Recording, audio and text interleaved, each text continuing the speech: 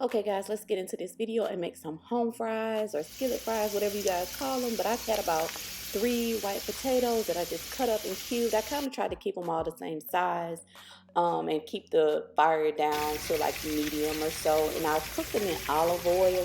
And the key to cooking home fries is to like cook it low and slow. Because if you go too high or go too high on the temperature, they'll cook too fast and they won't be done in the middle. And the goal is to have them crispy on the outside and tender and moist on the inside.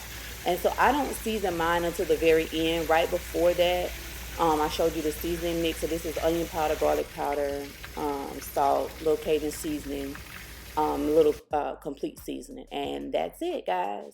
So hope you enjoy. I hope you guys try this recipe. If you do, give me a comment below. Thank you.